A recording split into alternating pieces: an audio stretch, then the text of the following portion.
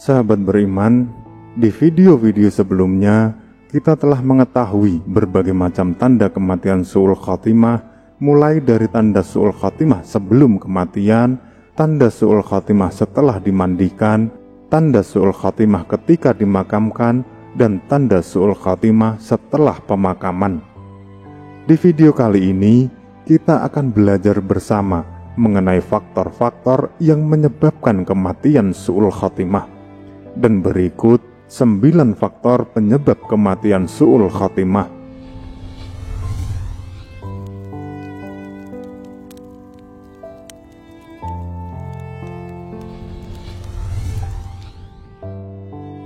Bismillahirrahmanirrahim. Assalamualaikum warahmatullahi wabarakatuh. Allahumma sholli ala sayyidina Muhammad wa ala ali sayyidina wa maulana Muhammad, amma ba'du. Alhamdulillah, senang sekali rasanya kita masih bisa berjumpa kembali di rangkuman tausiah singkat kali ini. Doa dan harapan kami untuk penonton setia channel ini, semoga selalu diberikan kesehatan, dilapangkan rezekinya, dimudahkan segala urusannya, dan bagi yang masih terlilit utang, semoga cepat dilunaskan serta dipanjangkan umurnya dalam ketaatan dan kebaikan. Amin. Amin ya rabbal alamin. Sahabat beriman, faktor-faktor yang menyebabkan kematian seseorang menjadi su'ul khatimah sangatlah banyak. Setidaknya ada 9 faktor utama penyebab kematian su'ul khatimah. Di antaranya adalah yang pertama, ragu dan kufur. Orang yang termasuk dalam golongan ini mempunyai keyakinan bahwa zat Allah, sifat-sifat dan perbuatannya bertentangan dengan kebenaran. Kebanyakan orang semacam ini bertaklid atau mengikuti pendapat pribadinya yang menyimpang dari kebenaran. Suatu contoh, kalau Allah itu maha baik, kenapa Allah menciptakan makhluk yang mempunyai sifat buruk? Berarti Allah juga mempunyai sifat yang buruk. Contoh lagi, kalau Allah itu maha adil, kenapa ketika ada orang baik yang tertindas, Allah tidak segera menolongnya dan malah membiarkan orang baik tersebut ditindas habis-habisan? Di mana keadilan Allah kalau seperti itu? Dan masih banyak contoh menyimpang yang lainnya. Inilah yang menjadikan penyebab kematian seseorang menjadi su'ul khatimah. Kemudian penyebab yang kedua adalah taswif at-taubah atau menunda-nunda bertaubat. Tidak menjadi rahasia lagi, kebanyakan manusia senantiasa tenggelam dalam memuja nafsu syahwat dan menunda-nunda untuk bertaubat. Orang yang seperti ini akan berteriak dan menyesali seluruh hidupnya ketika malaikat maut sudah menghampiri. Menjelang kematian, mereka akan diperlihatkan balasan dari apa yang pernah mereka kerjakan, sehingga mereka meminta kepada Allah untuk dikembalikan ke dunia barang 1 menit saja. Akan tetapi nasi sudah menjadi bubur. Hal ini sudah Allah firmankan dalam Quran surat Al-Mu'minun ayat 99-100 yang artinya, "Ya Tuhanku, kembalikanlah aku ke dunia agar aku dapat berbuat kebaikan yang telah aku tinggalkan. Sekali-kali tidak. Sesungguhnya itu adalah dalih yang diucapkannya saja, dan di hadapan mereka ada barzah sampai pada hari mereka dibangkitkan. Sebab itulah, sebelum hal ini terjadi, segeralah kembali kepada Allah, dan janganlah berputus asa dari rahmat Allah, karena kasih sayang Allah meliputi segalanya. Meski dosamu sebesar apapun, adalah kecil di hadapan Allah ketika kita mendapatkan rahmat-Nya." Kemudian penyebab su'ul khatimah yang ketiga adalah tidak konsisten dalam ketaatan kepada Allah. Orang yang konsisten dalam ketaatan adalah orang yang diteguhkan keimanannya, baik di dunia maupun menjelang sakaratul mautnya nanti. Dan mereka itulah orang-orang yang para malaikat turun untuk menyampaikan kabar gembira perihal balasan syurga dari Allah.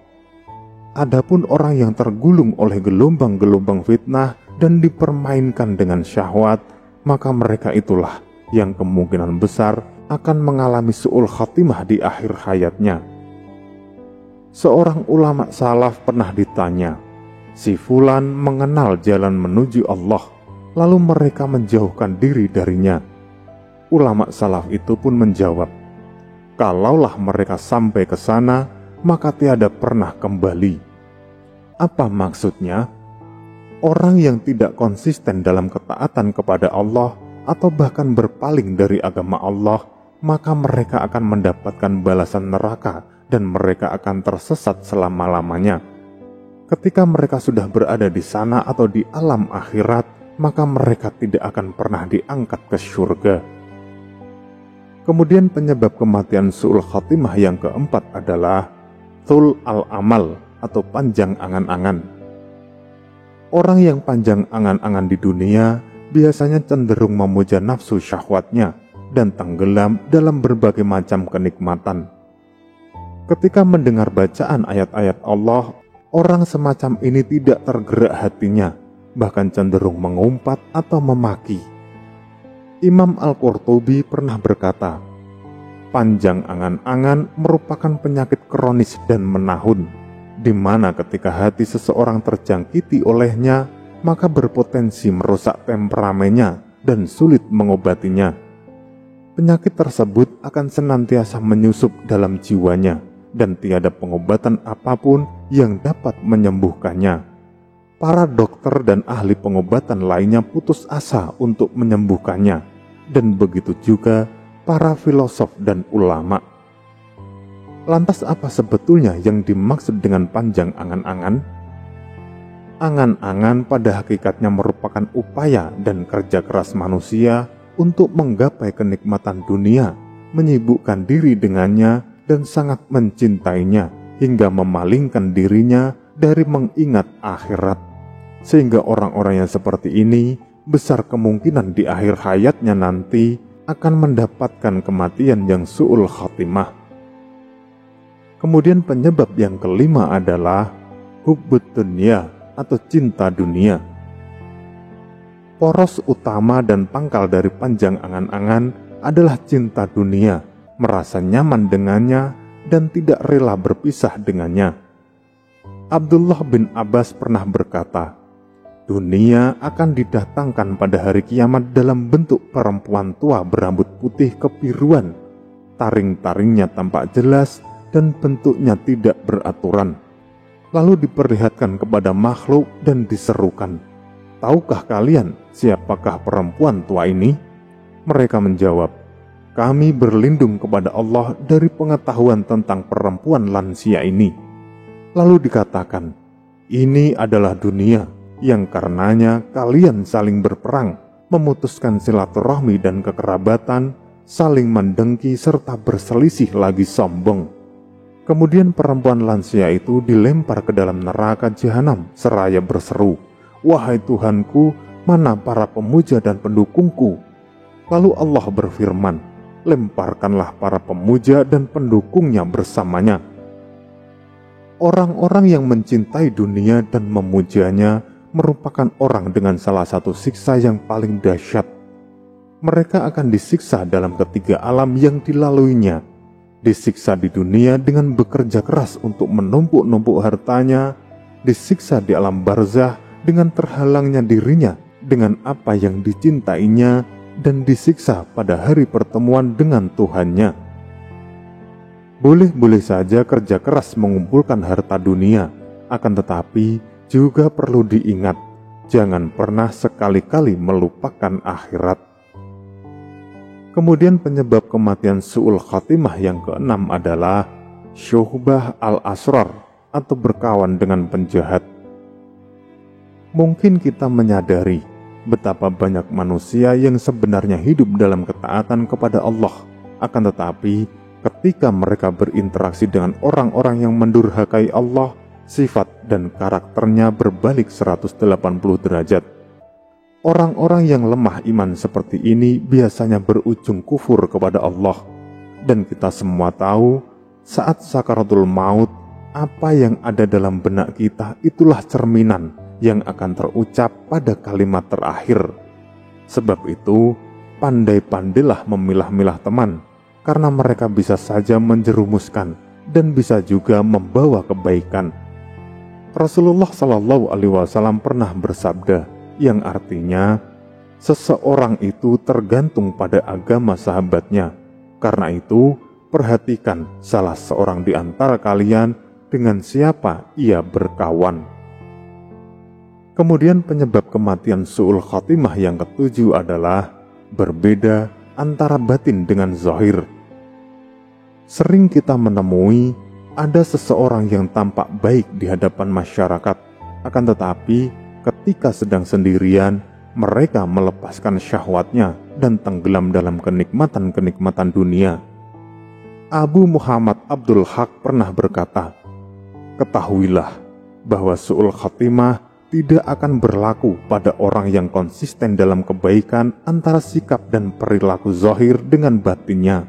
Hal ini belum pernah terdengar dan belum pernah ada informasi tentangnya." Alhamdulillah, su'ul khatimah hanya berlaku bagi orang yang rusak akalnya, terus-menerus melakukan dosa-dosa besar dan berani melakukan berbagai kedurhakaan. Tidak jarang kondisi yang demikian itu terus menguasai dirinya hingga malaikat kematian mendatanginya sebelum sempat bertaubat. Akibatnya, setan pun menjauhkannya dari agamanya dalam kondisi yang demikian itu, dan setan menculiknya dalam kondisi yang kritis. Karena itu, sebisa mungkin hindarilah perbuatan dan perkataan lain di mulut, lain di hati. Jangan sampai kita tertipu dengan bujuk rayu setan yang menyesatkan. Kemudian penyebab kematian su'ul khatimah yang ke-8 adalah bergantung selain kepada Allah. Dalam Quran Surat Ar-Ra'd ayat 28, Allah Subhanahu wa Ta'ala sudah berfirman, yang artinya, yaitu orang-orang yang beriman dan hati mereka menjadi tentram dengan mengingat Allah. Ingatlah, hanya dengan mengingat Allah, hati menjadi tentram. Perlu dipahami, hidupnya hati adalah ketika menggantungkan diri kita hanya kepada Allah, dan kebinasaannya adalah ketika orang tersebut memalingkan diri dari Allah. Sebab itu, ujian apapun yang sedang kita alami, musibah apapun yang sedang menimpa kita, iming-iming apapun yang mereka tawarkan, jangan pernah memalingkan diri dari Allah. Jika sudah berani berpaling dari Allah, maka dikhawatirkan kematian su'ul khatimahlah yang akan didapatkan. Kemudian penyebab kematian su'ul khatimah yang ke-9 adalah su'uzon billah, berburuk sangka kepada Allah. Hal yang satu ini perlu kita waspadai, karena barang siapa berburuk sangka kepada Allah dan meyakini bahwa Allah tidak akan menganugerahkan kematian husnul khatimah kepada kita, sangat dikhawatirkan apa yang ada dalam pikiran kita maka akan terjadi. Kenapa seperti itu? Sebab prasangka buruk kita kepada Allah itulah yang menjadi penyebab utama apa yang akan kita dapatkan. Rasulullah Shallallahu Alaihi Wasallam pernah bersabda, yang artinya, sesungguhnya Allah Ta'ala berfirman, "Aku bergantung pada prasangka dari hambaku kepadaku. Apabila baik, maka baik, dan apabila buruk, maka buruk. Oleh sebab itu, lawan dengan segala cara apabila dalam pikiran kita muncul prasangka buruk kepada Allah. Karena sejatinya, prasangka buruk itu datangnya dari setan yang ingin menjerumuskan. Semoga Allah selalu melindungi, menjauhkan kita dari kematian su'ul khatimah dan godaan setan yang menjerumuskan. Amin, amin ya rabbal alamin. Wallahu a'lam bishawab. Semoga materi kali ini membawa manfaat, dan wassalamualaikum warahmatullahi wabarakatuh.